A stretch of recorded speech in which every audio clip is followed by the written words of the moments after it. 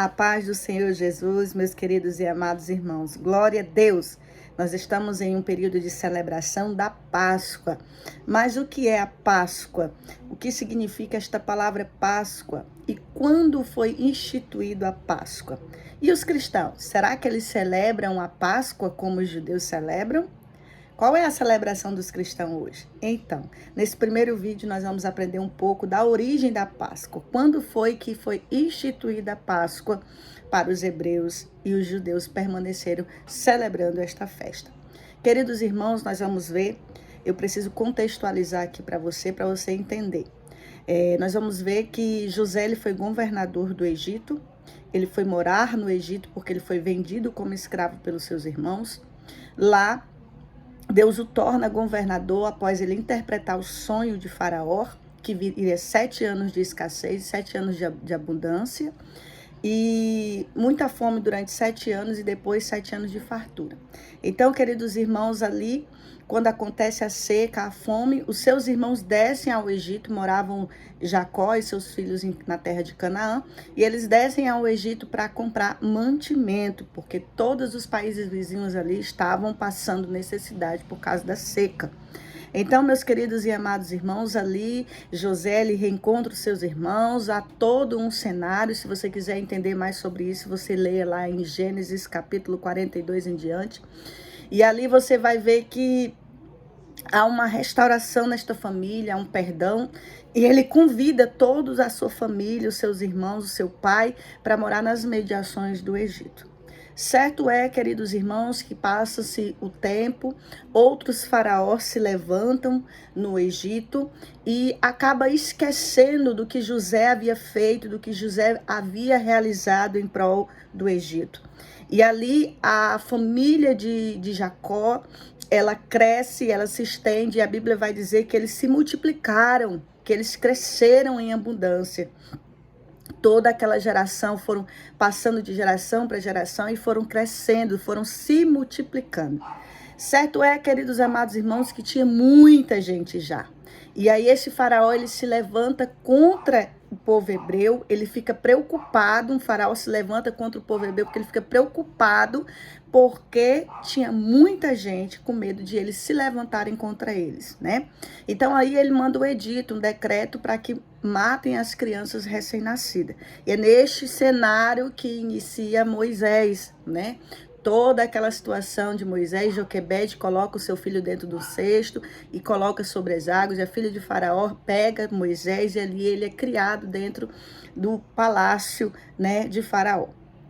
Certo bem queridos amados irmãos, que algo acontece após 40 anos, ele vê um dos egípcios maltratando o seu povo hebreu, e ali ele vai e mata esse egípcio, ele foge e vai para o deserto.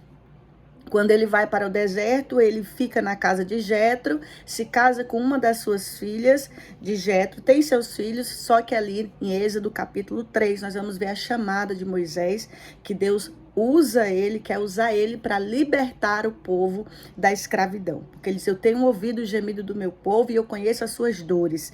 Então levanta Moisés para voltar à terra do Egito, agora como um instrumento de Deus para libertar o povo daquela escravidão.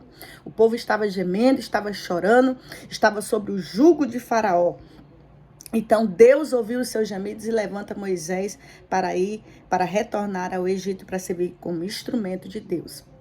Moisés retorna, e quando Moisés retorna, queridos e amados irmãos, a gente vai ver que ele pede para Faraó para que deixe o povo ir, e quanto mais ele pedia, mais o coração de Faraó se endurecia. E Deus envia as pragas como quebrantamento, e as pragas para mostrar para o povo egípcio que só existe um Deus, que nosso Deus é acima dos céus e acima da terra.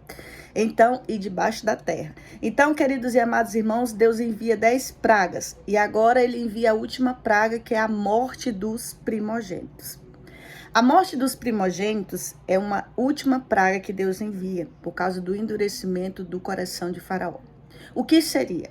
Os filhos, os primeiros filhos das famílias, homens e mulheres, e dos animais, eles viriam a morrer, porque viria um anjo da morte e passaria sobre as casas, e todos eles morreriam, tanto do animal quanto da família. E aí o que Deus fez? Deus ordena que Moisés chame o arraial dos hebreus, todos os irmãos, o povo hebreu, convoque eles e institui das orientações do que eles deveriam fazer para que quando este anjo da morte passasse, ele não viesse matar nenhum primogênito dos hebreus. E aí ele institui a Páscoa. Ele manda matar o cordeiro deveria ser separado, limpo, puro. Ao 10º ano, ao 10º dia, eles deveriam comer pães asmos, sem fermento, e deveriam comer ervas amargas. E no 14º dia do mês de Abibe, eles deveriam celebrar a Páscoa, que era matar o cordeiro. Esse cordeiro deveria ser assado, e a família deveria comer em suas casas. Não poderia pegar comida e levar para outra casa, mas as famílias deveriam comer em suas casas. Quem não tivesse condições para matar, poderia se juntar com a outra família, mas deveria ser naquela casa. Eles deveriam já estar todos preparados, com as suas roupas, com as suas mochilas, com tudo que eles deveriam levar, porque eles iriam sair do Egito. E ali eles iam comer, ao final da tarde, eles matariam o sangue. Eles passariam no umbrais da casa, nas portas da casa, para que quando o anjo da morte viesse, ele olhasse para o sangue e não adentrasse. E o animal deveria ser comido, assado, não poderia ser cru e não poderia ser cozido. Tinha que ser comido, assado. E ali, meus queridos e amados irmãos, também não poderia quebrar nenhum osso desse animal. Certo bem é que a morte viria sobre o Egito e viria sobre todos, mas Deus, ele prepara tudo isso para que a morte não adentre na casa do seu povo, dos hebreus. Então, ele prepara todo esse cenário deste cordeiro, do sangue do cordeiro sobre as portas, para que a morte não adentre nas casas dos hebreus.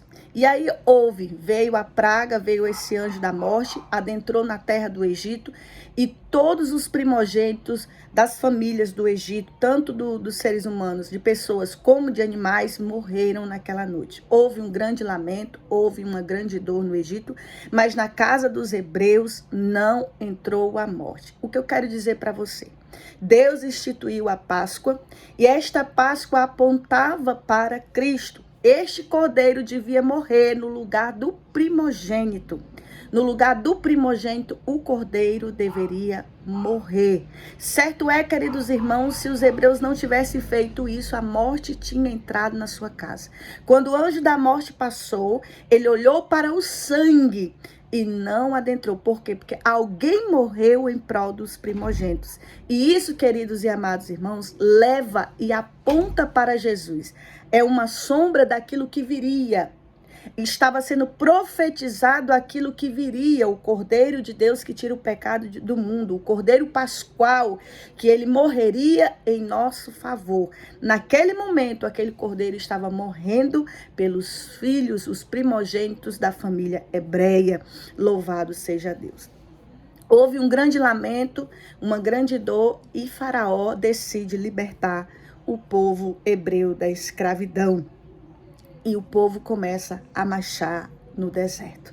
Então, queridos amados irmãos, a Páscoa, a palavra Páscoa significa passar por cima. O anjo, quando viu aquele sangue, ele passou por cima da casa, e não adentrou, porque ele viu o sangue do cordeiro que estava ali, que havia morrido por aquele primogênito daquela casa. Louvado seja Deus.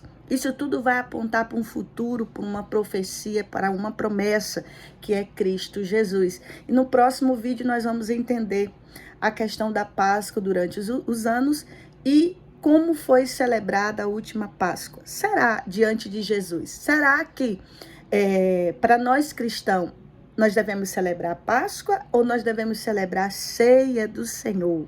Louvado seja Deus. Nós precisamos entender que o Velho Testamento é uma sombra do Novo, né? É uma sombra daquilo que viria.